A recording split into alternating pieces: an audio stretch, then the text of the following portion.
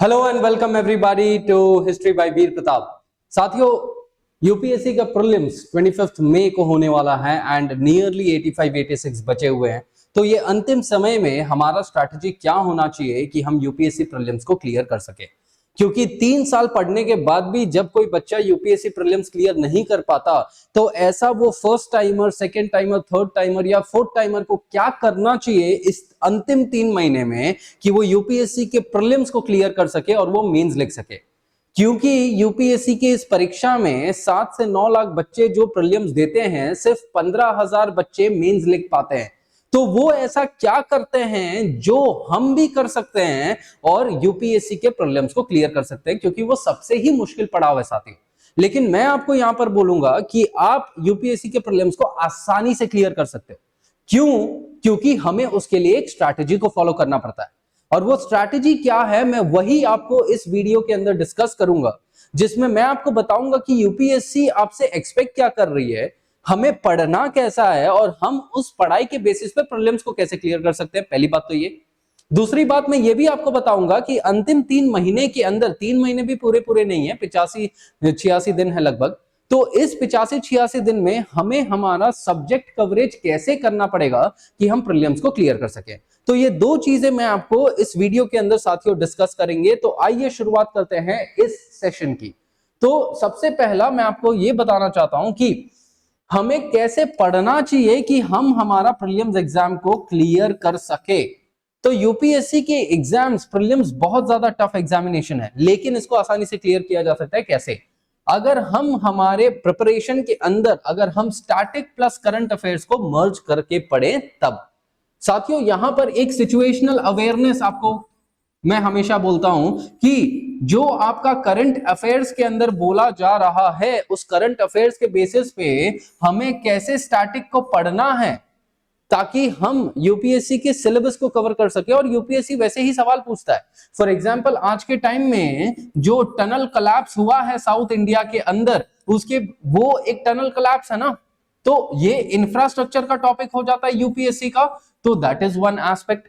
Apart from that, अगर internet news में है तो इंटरनेट, यहां से आपको पॉलिटी का जो आर्टिकल्स हैं उसको पढ़ना पड़ेगा, क्योंकि रिसेंटली राइट टू इंटरनेट की बात करी गई थी in the Fatima Shirin case, तो वहां से वो जुडिशियल वर्डिक्ट्स के बारे में भी हमें पढ़ना पड़ेगा। तो यूपीएससी पूछ कैसे रहा है? यूपीएससी पूछ रहा है जो चीजें करंट अफेयर्स में हैं, वो करंट अफेयर्स को वो स्टैटिक से रिलेट करके वो सवाल पूछता है आपका। जैसे कोई डेवलपमेंट हो गया स्पेस के अंदर, इसरो ने कुछ डेवलपमेंट किया, तो वो इसरो के पिछले समय के जो स्पैटियल डेवलपमेंट्स है उसके ऊपर सवाल पूछ सकता है, डिफेंस अग्रीमेंट्स के ऊपर सवाल पूछ सकता है, जो आईआर है, जो करंट अफेयर्स है, उसके ऊपर सवाल पूछ सकता है। सो यहां पर मैं वही आपको बता रहा हूं कि करंट अफेयर्स को स्टैटिक जो कंसेप्चुअल चीजें हैं ना, उसके साथ आप कोरिलेट करके पढ़े। ठीक है, that is the first aspect. Second aspect, जब भी आप स्टैटिक पढ़ रहे हैं तो आप उसे और डिटेल में पढ़े। डिटेल में पढ़े मतलब क्या हो गया कि कुछ बेसिक चीजें होती हैं जिसको आपको सिर्फ हवे हवे में नहीं पढ़ना। फॉर एग्जांपल, सबको पता है कि भाई आर्टिकल 14 टू आर्टिकल 18 जो है राइट टू इक्वालिटी है, लेकिन इसके फंडामेंटल्स कितने बच्चों को पता है? और यूपीएससी तो हमें पता है ना कि यही चीज पूछता है। तो यूपीएससी का ट्रेंड कैसे रहा है कि यूपीएससी पहले शैलो चीजों को पूछता था, ऊपर ऊपर के चीजों को पूछता था, लेकिन अब वो क्या पूछ रहा है? डीपर चीजों को पूछ रहा है। फॉर एग्जाम्पल, यूपीएससी सबसे पहले थीम्स पूछता था, मेजर थीम्स। ठीक है, मैं इसको बात करूंगा थीमेटिक रिवीजन पे भी। सो यूपीएससी सबसे पहले मेजर थीम्स पूछता था। फॉर एग्जाम्पल, अगर ले लें तो बुद्धिज्म एंड जैनिज्म एक थीम है, तो वो बुद्धिज्म जैनिज्म के ऊपर नॉर्मली पूछेगा। अगले साल उसने क्या पूछ लिया? बुद्धिज्म जैनिज्म के एक सब थीम के ऊपर सवाल पूछ लिया। दैट इज, हम सबको पता है कि महायान एक पर्टिकुलर सेक्शन है बुद्धिज्म में। तो पहले तो बुद्धिज्म के ऊपर सवाल पूछा, फिर उसके बाद जो सब थीम है महायान, उसके ऊपर सवाल पूछा, फिर महायान के अंदर का एक थीम है, मतलब सब थीम का सब थीम, उसके ऊपर यूपीएससी सवाल पूछ रहा है, फिर उसके बाद सब थीम के और सब थीम के ऊपर सवाल पूछ रहा है। तो इसीलिए हमें हमारे फंडामेंटल्स क्लियर करना बहुत ज्यादा जरूरी है, हमारे बेसिक क्लियर करना बहुत जरूरी है। That is the second aspect. The third aspect is UPSC के माइंडसेट को हमें समझना पड़ेगा। और यूपीएससी के माइंडसेट को हम समझ कैसे सकते हैं? By going through the previous year questions. So previous year questions को जब हम गो थ्रू करते हैं तो हम यूपीएससी के माइंडसेट को समझते हैं कि भाई यूपीएससी एक्चुअल में पूछ क्या रही है। तो वो पीवाईक्यूज के बेसिस पे हम क्या एनालाइज करते हैं कि अच्छा यूपीएससी ये थीम्स के ऊपर सवाल पूछ रही है, अच्छा यूपीएससी ने पहले इस थीम के ऊपर सवाल पूछा, अब यूपीएससी इसके सब थीम के ऊपर, अच्छा अगले साल में यूपीएससी ने उस सब थीम के भी सब थीम के ऊपर सवाल पूछा। तो वो हमें कहां से पता चल रहा है? पीवाईक्यू से। तो हमें क्या पता है कि भाई अगर यूपीएससी इस थीम के ऊपर ज्यादा सवाल पूछ रहा है तो हमें इसी थीम के ऊपर और ज्यादा डिटेल में फंडामेंटल्स उसके जानने पड़ेंगे, उसके कंसेप्चुअल स्टडी करनी पड़ेगी। तो इससे हमें क्या पता चलता है? यूपीएससी का माइंडसेट पता चलता है कि यूपीएससी आपसे क्या एक्सपेक्ट करना चाह रही है। इसके अलावा इनके अलावा सबसे इंपॉर्टेंट जब हम पीवाईक्यूज की बात करते हैं तो बहुत सारे बच्चे ऐसे हैं जो बोलने के लिए बोलते हैं कि हाँ हमने पीवाईक्यूज कर लिए, मतलब सिर्फ यूपीएससी के पीवाईक्यूज करते हैं, लेकिन सिर्फ पीवाईक्यूज को गो थ्रू करना is not the actual doing of PYQs, but PYQs को एनालाइज करना that is the actual going through of PYQs. मतलब कि कौन से थीम से सवाल पूछा है, अच्छा इस थीम से इस साल सवाल पूछा है क्या, आगे चल के उसी का सब थीम में सवाल पूछा है क्या, या क्या वो जो ऑप्शंस पूछे गए थे पहले क्या उन ऑप्शंस में से आगे कोई सवाल पूछा है क्या उन थीम से कोरिलेटेड में कोई दूसरे थीम के ऊपर सवाल पूछा है क्या। So that is how PYQ analysis is done. और यूपीएससी ना ही सिर्फ यूपीएससी के प्रीवियस ईयर क्वेश्चंस पे सवाल पूछता है, बट यूपीएससी दूसरे एग्जामिनेशंस भी कंडक्ट करता है, जैसे कि central armed police forces CDS. So ये जो एग्जामिनेशंस हैं इनके जो प्रीलिम्स पेपर है इसके ऊपर भी यूपीएससी कोरिलेट करके सवाल पूछता है। इसके ऊपर मैं एक वीडियो बनाऊंगा ताकि आपका मुश्किल आसान हो जाए, तो इसके रिलेटेड आप टेंशन मत लीजिए, मैं इसके ऊपर बनाऊंगा। यहां पे मैं आपको समझाऊंगा कि कौन से इंपॉर्टेंट चीजें हैं या यूपीएससी किसके ऊपर सवाल पूछ सकता है अपने आने वाले एग्जामिनेशन में। एंड फाइनली साथियों हमको क्या करना पड़ेगा? Full length test. बहुत सारे ऐसे लोग हैं जो 60 से 70 मॉक टेस्ट लगाते हैं, मतलब 60 से 70 मॉक टेस्ट देते हैं। लोग बोलते हैं कि आप कितने भी मॉक टेस्ट दे दो, बस मॉक टेस्ट देते ही जाओ देते ही जाओ देते जाओ, लेकिन उससे मिलना क्या है कि अगर हम हमारे गलतियों को ही नहीं समझ सके तो मॉक टेस्ट का मतलब एक्चुअल में ये होता है कि हम जब भी वो मॉक टेस्ट दे रहे हैं तो हम एक माइंडसेट बना के चलें कि हमें इतने सवाल करने हैं और उन सवालों को करने में हमें क्या मुश्किलें पड़ रही हैं हम वो चीजों को जानें, और वो मुश्किलें जानने के बाद उसके ऊपर कैसे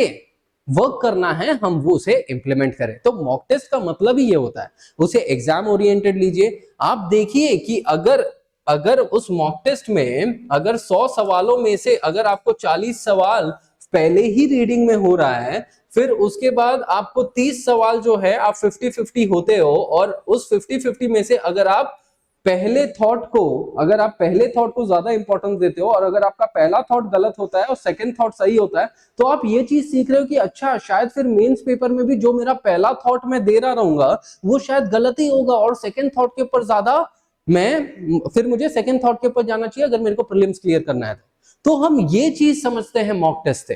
तो आप क्या करें, 30 से 40 टेस्ट दें, उसके अंदर से 15 जैसा फुल लेंथ टेस्ट दें जिससे आप अपने आप को इवैल्यूएट कर सकेंगे। ठीक है, तो ये स्ट्रैटेजी होना चाहिए हमारा इन 3 महीनों के अंदर कि जब भी हम हमारे रिवीजन करें, और मैं अभी आपको बताऊंगा कि हमें रिवीजन कैसे करना है, उन रिवीजन को हम इन सारे बेसिस के ऊपर तैयारी करें। इसमें से पीवाईक्यूज वाला आप टेंशन मत लीजिए, मैं वो आपको करवा दूंगा। ठीक है, full length test, thematic PYQs ये भी मैं आपको करवा दूंगा, जो थीम्स इंपॉर्टेंट थीम्स है वो भी मैं आपको करवा दूंगा। इसी के साथ साथ इसी चैनल के ऊपर मैं आपको करवाऊंगा, इसी के साथ साथ जो फास्ट रिविजन है वो भी मैं आपको करवा दूंगा।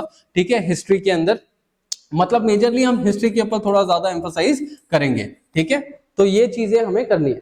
नाउ अगर हम हमारे अंतिम 85-86 दिन के अंदर हमारा स्ट्रैटेजी कैसा होना चाहिए, अगर हम उसकी बात करें, so this should be the strategy.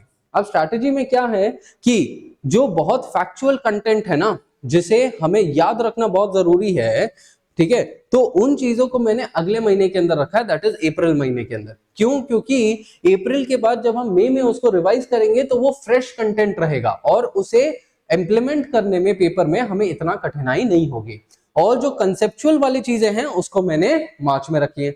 तो यहां पर आप एक महीने के अंदर अगर आप देखें तो आपको ये 3 सब्जेक्ट खत्म करने हैं मार्च में। अप्रैल में आपको ये 3 सब्जेक्ट खत्म करने हैं, एंड देन ये जो 6 सब्जेक्ट्स हैं ठीक है, इसको आप क्या करेंगे, 2-2 दिन में, 2-2 डेज में, मतलब 12 दिन हो गए, 2-2 डेज में आप इसे रिवाइज करेंगे और फिर वापस से इसका रिवाइज कर लेंगे आप 8 दिन के अंदर, सारे ही सब्जेक्ट आप रिवाइज कर लेंगे। मतलब 20 दिन में, ये जो 85 दिन है, 85 दिन में से 80 दिनों में आपका कितनी बार रिवीजन हो गया, 4 टाइम्स आपका रिवीजन हो गया। तो 4 टाइम्स के रिवीजन में जब आप पिछले वाले स्ट्रैटेजीज को अडॉप्ट करके 4 टाइम्स रिवीजन कर रहे हैं तो साथियों ट्रस्ट में प्रॉब्लम्स क्लियर होगा। लेकिन यहां पर एक और चीज मैं आपको बताना चाहूंगा कि सीसैट को आपने मिस नहीं करना है। आपने मार्च महीने से ही हर रोज 1 आवर का आपको सीसैट का टाइम देना पड़ेगा, क्योंकि सीसैट ही क्लियर नहीं होगा तो प्रीलिम्स कैसे क्लियर होगा भाई। तो सीसैट हमें क्लियर करना पड़ेगा साथियों, ये हमें रखना है। और हर रोज आपको क्या करना है, करंट अफेयर्स आपको 1.5 आवर्स का देना ही देना है। और करंट अफेयर्स कैसे करना है मैंने अभी आपको बताया। करंट अफेयर्स को स्टैटिक के साथ कोरिलेट करें कि अगर ये करंट अफेयर्स हैं तो सिलेबस में से उससे क्या क्या टॉपिक पूछे जा सकते हैं। अगर आपको इसके अंदर दिक्कत हो रही है तो आप क्या करें, आप इसी चैनल पे जो शॉर्ट्स मैं अपलोड करता हूं द हिंदू न्यूज़पेपर का, आप उससे वो माइंडसेट समझ लीजिए, ठीक है। That is one thing. वही सेम चीज सीसैट का अप्रैल महीने में भी आपको करना है, 1 hour daily and current affairs का 1.5 आवर्स। और जब आप ये चीज को रिवाइज करेंगे यहां पर तो आपका करंट अफेयर्स भी नियरली 3 टाइम्स आपका रिवाइज हो चुका रहेगा।